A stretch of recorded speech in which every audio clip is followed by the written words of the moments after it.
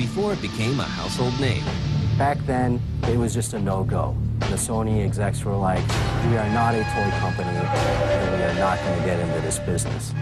Before it dominated the world of gaming, Sega had managed to capture 52% of the market in both Europe and the United States. it was only an underdog, thought up by a man with a vision. Ken is, I guess you could call him a genius. Here in the U.S., people were saying, can Sony deliver games? Could they really enter the hardware side? I remember having dinner with a vice president of Sony Records, and he told me, the PlayStation's never going to work. Sony's going to lose on this. Witness the birth, betrayal, and rebirth of the video game console that changed the world. Sony revolutionized the industry. It's that simple. This is the history of the PlayStation. In the aftermath of World War II, a company named Sony helps the people of Japan rebuild from the ashes.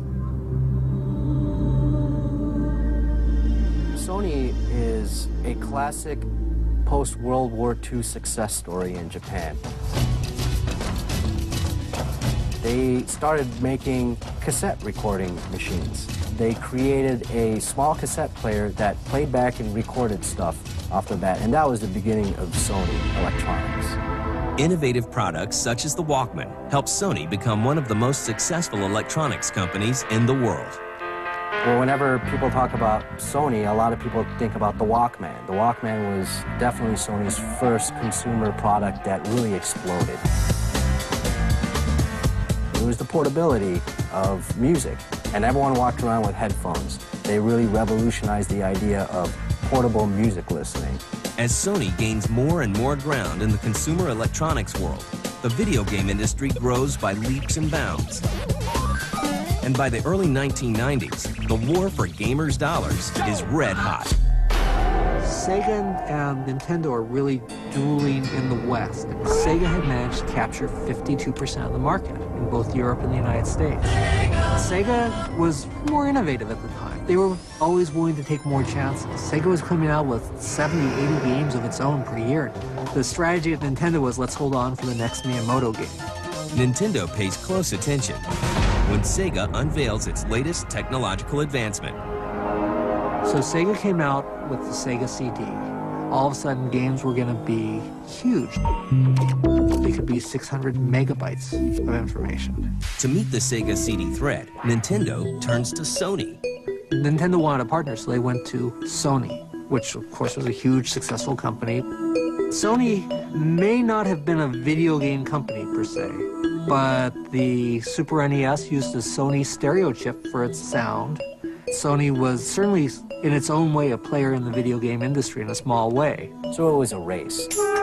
Nintendo knew that CD-ROM technology was the way to go. The original concept was a peripheral CD drive for the Super Nintendo that would be sold by Nintendo, and a combined unit which would be called PlayStation, which was the console and the CD drive together, which would be sold by Sony. Sony brought in an engineer named Ken Kutaragi.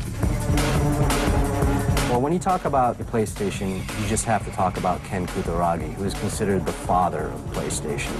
He came in to Sony in 1975. Right off the bat, he was considered to be kind of a brash engineer. He was very feisty and had a lot of ideas. He struck me immediately as a very forceful character. He had a clarity of thought and insight, which I think was, I still think to this day, is very rare. He clearly is a visionary. Very dynamic, very energetic, full of ideas, and very creative. He's known to be a fantastic engineer and a brilliant person on the engineering and technical side, but that's just the half of it. I met Ken Kutaragi once. It was not like you were looking at an executive who was buttoned up. We were looking at a guy who was in the trench, who was clearly an engineering mind and was resolving problems. He's an impressive mind, and he's achieved impressive things. The idea of working on a video game console is nothing new to Kutaragi. He was thinking about making a 3D game console a long, long time ago while people were tinkering away on 8-bit gaming. He approached Norio Oga, who was then president of Sony, and said that we should get into the video game industry. But back then, it was just a no-go. Oga and the Sony execs were like, we are not a toy company, and we are not going to get into this business. So that was that. But now, things are different. Hand in hand, Ken Kutaragi and the people at Nintendo team up to bring Sega to its knees. But Sony is about to face a bitter betrayal that will change the course of gaming history. Sega prepares its new CD-ROM expansion for the Genesis. Nintendo and Sony work on a CD-ROM system of their own. But Nintendo begins to have second thoughts. The big reason why Nintendo kind of balked on the Sony technology idea was that they weren't going to have any rights to the CD technology. Sony was going to retain all the making of the CDs, they were going to manufacture it, distribute it, and that totally cut Nintendo out of the picture on definitely a large profit margin. And that made Nintendo very, very nervous. So in the forefront, Nintendo's telling Sony everything's great. But behind the scenes, Nintendo went to Philips and said, why don't you start working on something for us? Nintendo's insecurities lead to a dramatic climax in 1991. CES comes around, and Ken Kutaragi and Sony come out, and they announce the Nintendo PlayStation, because they don't know anything's going on. Nintendo made a sudden announcement and said, well, we're going to work with Philips on the CD technology. That didn't go very well with Sony execs, and Ken Kutaragi was definitely very bummed. He went into Norio Oga's office and said, we just got backstabbed, blindsided by Nintendo. We had an agreement, and they totally betrayed us. Kutaragi went back to his bosses and said, let's not leave it like this. We can make an actual game system. We won't stop with the CD-ROM, we'll build the whole system. And Oga, who was totally dead set against it before, now feeling the betrayal from Nintendo and being the samurai corporate guy that he is, said, that's it. Pounded his fist on the desk, said two famous words, do it. And that was the beginning of the Sony PlayStation. Now, more driven than ever, Ken Kutaragi and Sony set out to make a video game console unlike any other. At first, Sony plans to release a system that plays both CD-ROMs and Super Nintendo cartridges. In 1992, 200 units of this PlayStation are manufactured, but are quickly scrapped. Sony decides to wait for the next wave of consoles to enter the fray and intends to capitalize on CD-ROM technology. There was a big change taking place in terms of media, game media like cartridges, CD-ROMs. This really changed the finances behind game development and game publishing. In October 1993, Sony announces that it's working on a new 32-bit game console. The name of this new system is the PlayStation X, or PSX. The CPU for this console will be designed by Ken Kutaragi himself. On November 16th, the company officially forms Sony Computer Entertainment. We formed Sony Computer Entertainment, Inc. as a company, as a joint venture between Sony Corp and Sony Music Japan. This new department raises more than a few eyebrows. When PlayStation was being mentioned here in the US, people were saying, can Sony deliver games? Could they really enter the hardware side? To some people within Sony, PlayStation represented the future and was very exciting, but to other people it was definitely a threat and something that they didn't fully understand. You had a lot of people that were pretty much skeptical about us getting into the business. Even before we came out, we were pretty much placed in the failure column because we were just newcomers. I remember having dinner with a vice president of Sony Records, and he told me, the PlayStation's never going to work. Sony's going to lose on this. The irony for all of us was that as much credibility as Sony had as a brand, we had zero credibility as far as the world of games was concerned. Sony, I think, corporately was a little discouraged. How do we get into this new charted area? Sony knows that the road ahead won't be easy, but Ken Kutaragi has an ace up his sleeve that will dazzle the entire game industry. As Sony Computer Entertainment goes full bore into the development of the PlayStation, it becomes clear that this will be a console unlike any other. biggest feature of PlayStation was going to be the real-time 3D graphics technology. At the time, the PlayStation was a faster console than anything out in the market. You could push more polygons. It gave developers a larger toolbox to work with than any of the competing consoles. And of course, it used CD-ROMs. After watching the failure of systems like the 3DO very closely, Sony realizes that processing power alone isn't enough to come out on top in the world of video games. We looked at the business models of all of the companies that have been in the space or tried to get in the space, and we asked ourselves, could we do this better?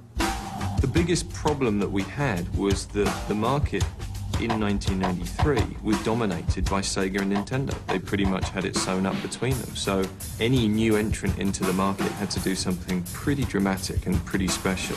Sure, we had the system, sure, we had the hardware, but it doesn't mean anything unless you have games. Nintendo already had Miyamoto, and he was a genius. Sega, they already had their arcade games, but Sony, what do they have? They don't have a genius developer or arcade games they're making, so they had to find software somewhere. We knew that in order to be successful, we had to capture the hearts and minds of the developers and the publishers equally. So what they did was they went on a very aggressive campaign to all the developers. At first, a lot of developers were dead set against it, mainly because it was high technology, it was 3D, and a lot of game companies were still making 2D games, and they said that's going to be so expensive to make 3D games, no way we can afford it, and it's going to be very hard. Fight one! Ready? Go! One game that changed it and helped Sony, ironically, was Virtua Fighter. Sega announced Virtua Fighter for the first time, and that completely opened up eyes of other publishers that showed that 3D graphics can be applied to other types of games. All of a sudden, there was a leap. I couldn't keep up with enough of the companies that were coming to us. They were asking us, can we do this? Is it possible to do this? Everybody wanted to work on the system. Sony does everything it can to round up third-party developers to support the PlayStation and is able to sign 250 in Japan alone. The first task for me was managing the third-party departments to recruit and help support third parties like Namco. My target was to get as many publishers and many popular title franchises to become available on PlayStation. Sony also spends $48 million to purchase Psygnosis, the European developer behind Lemmings, and changes its name to Sony Interactive Entertainment. In December of 1994, Sony releases the PlayStation, now without an X, in Japan. The success in Japan was almost instantaneous. Another 3 months to get to the million mark in Japan. And I remember the then chairman of Nintendo saying that if we ever got to 1 million units, he would resign because he clearly knew nothing about the games business. It took him a few more years to actually get around to it, but I thought it was a great statement. The next step is ensuring a successful launch in the US and Europe. To pull this off, Sony spares no expense. The Japanese giant spends a rumored $4 million for a booth at E3 in 1995. Sony also kicks off a huge marketing blitz to raise awareness for the PlayStation.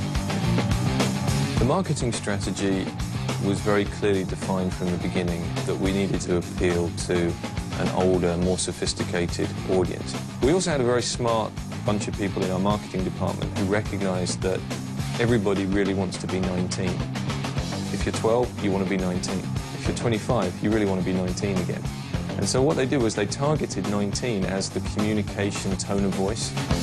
Another thing that I think was really key to establishing that credibility for us was the idea that gamers wanted to work a bit harder at deciphering messages, you know, teasing a date like 9/9/95, playing with Enos, which was essentially Sony spelled backwards. Sony was saying games are a lifestyle, and we're going to promote and work it from a lifestyle perspective. We very deliberately stayed away from making SONY, the Sony brand, a big part of the communications message. The initial tagline of "You are not ready" was the first big step that we took in saying, this is not your parents' Sony brand. With this new mindset, Sony sets out to conquer the United States. After a nationwide marketing blitz unlike any other, Sony launches the PlayStation in the United States on September 9th, 1995. The first day, September 9th, I felt really like, oh, we did it. But it was not really a huge amount of numbers in the first year. It's like only 800,000 units. The initial launch of the PlayStation was a real happy day for me. It just was overwhelming. For a relatively unknown company, at least in the video game business, to get that kind of enthusiasm from day one.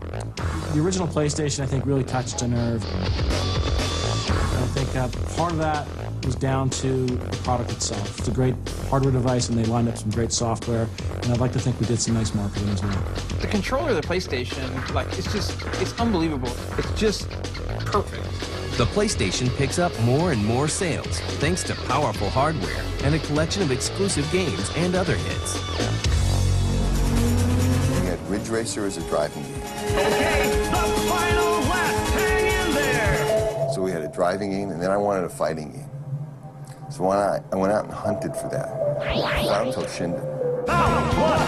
And if you look at the sexiness and the appeal of what Toshinden was about as a fighting game, it was fabulous. It was a major, major hit. In 1996, we came out and launched Crash Bandicoot. Crash Bandicoot was a terrific launch title, defined PlayStation as a platform. And it was about a year or so after the launch of PlayStation. One of the executives at Squaresoft said he's going to make Final Fantasy on PlayStation.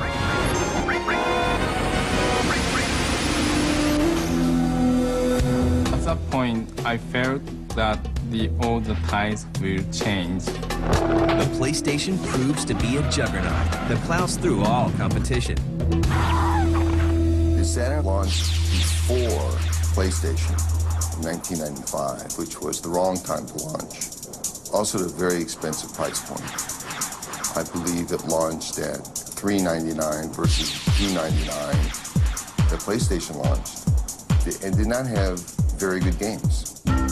But it was around Thanksgiving and going into the holiday of 1995 where we started getting reports that the retailers were just not going to have enough PlayStation units to last them through the holiday selling season. It really turned into a feeding frenzy.